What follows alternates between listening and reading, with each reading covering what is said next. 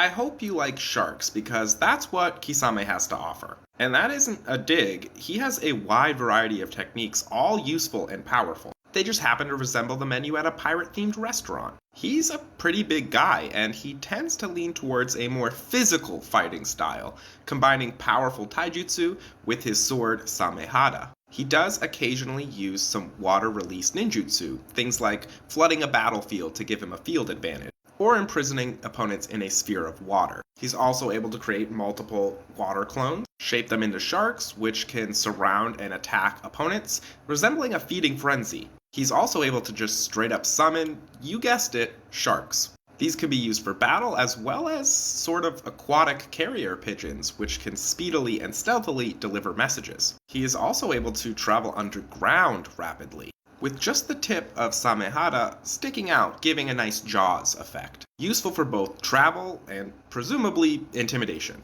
I know I would be terrified if I saw that coming towards me.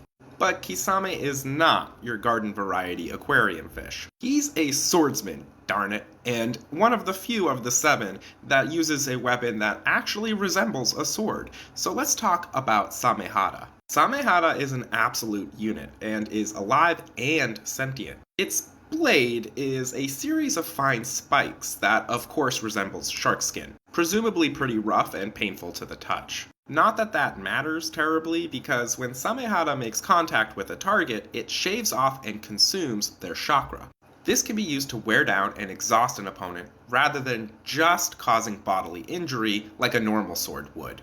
Kisame is actually Akatsuki's go-to to bring a target in alive, because he's able to use this ability of Samehada to easily capture a target without endangering their life. It is actually always passively feeding on Kisame's chakra, but during fights it can really pig out. In fact, this is a big part of why Kisame and Samehada are so close. Kisame's chakra is not only more bountiful than most, but it is particularly delicious to Samehada. And if someone other than Kisame tries to wield it, it won't allow them to, and spikes will appear on its handle. At least that's the case most of the time. We'll cover in part 3 that it is not as loyal to Kisame as it may first appear.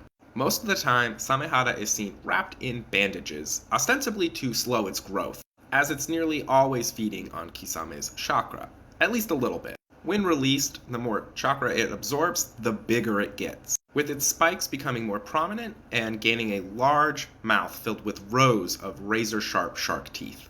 Additionally, Kisame is not limited to wielding Samehada separately from himself. He is capable of fusing with it, appearing even more shark-like than he already does. This allows him to tap into the chakra that the sword has stockpiled, so he can heal his injuries and replenish his own chakra reserves.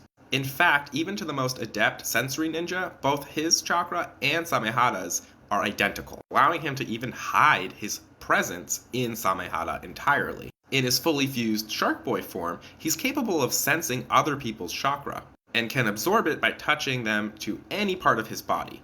He even has gills and is able to breathe underwater, which, as you can imagine, is useful for dragging opponents deep into the water and drowning them while he remains unharmed. This symbiotic relationship in some ways resembles a Jinchuriki, and it has even earned him the nickname Tailed Beast Without a Tail. In addition to all these other abilities, Kisame is just kind of a tough guy. And while he is a bit feisty and eager to fight most of the time, he's not reckless and is aware of his weaknesses. He is capable of determining when it's best to go all out and when it's best to retreat. Regardless of the situation, Kisame is always a threat and not someone to be taken lightly. And with that, time to turn our attention to what he does in the series of Naruto.